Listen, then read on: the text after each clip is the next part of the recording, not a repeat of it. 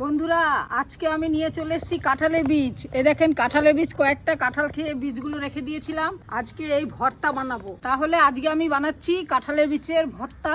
কড়াই গরম হয়ে গেছে, আমি এবার কাঁঠালের বীজগুলো দিয়ে দিচ্ছি। এই কড়াইতে আমি ভালো করে এগুলো ভেজে নিচ্ছি। কয়েকটা রসুন আমি কোয়া কেটে নিচ্ছি। এদিকে কি সুন্দর গন্ধ বেরিয়েছে, দেখ বাদাম বাদাম গন্ধ বেরিয়েছে। যেরকম বাদাম বাজায় গন্ধ, সেই গন্ধটা এরকম করে কষলিয়ে পুরো কাঁঠালের বীজগুলো ছাড়িয়ে নিই। হ্যাঁ, অবশ্যই এবার ঠান্ডা করে নেবেন, গরম গরম হাত দিয়েন না কিন্তু, তাহলে একদম হাত পুড়ে খায়। পুরো ছাড়ানো হয়ে গেছে। এই দেখেন বাদামের মতন পুরো একদম বাটাটা হয়ে গেছে। এই বাটাটা নিয়ে আমার বাবার কথা মনে পড়ে গেল। কড়াইতে তেল দিয়ে দিলাম, পেঁয়াজটা ভেজে নিচ্ছি।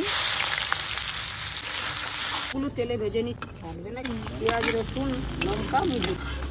তোর গন্ধ বেরিয়েছে, একদম মনে হচ্ছে বাদাম ভেজে নিয়ে। লঙ্কা আর রসুন আমি যে ভেজে নিলাম এগুলো দিয়ে দিচ্ছি তেল সমেত। দেখেন বন্ধুরা, রান্নাটা কিন্তু অসাধারণ, মানে এই ভর্তাটা খেতে কিন্তু খুব ভালো। আমি সামান্য লবণ নিয়ে নিচ্ছি, এই লবণের ভিতরে লঙ্কাগুলো আমি ডলে নিচ্ছি।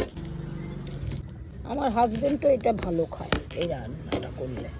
ভর্তাটা এভাবে মেখে নিলে এই দিয়েই অনেকটা ভাত খাওয়া যায়। রসুনগুলো আমি হাত দিয়ে কষলিয়ে নিচ্ছি, সিদ্ধ হয়ে গেছে।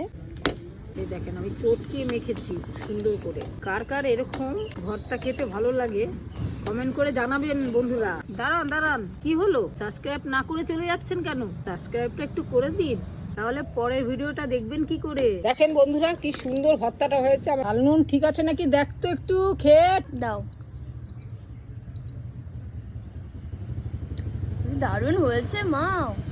বন্ধুরা কি সুন্দর হয়েছে কাঁঠাল বীজের ভর্তা, অসম্ভব সুন্দর হয়েছে রান্নাটা। বললাম না আমার বাবা এটা দিয়ে খুব ভালো ভাত খেত, আমিও খাবো, তুইও খাবি, পরিবারের সবাই খেতে পারবে। এত সুন্দর একটা ভর্তা বানিয়েছি এইভাবে।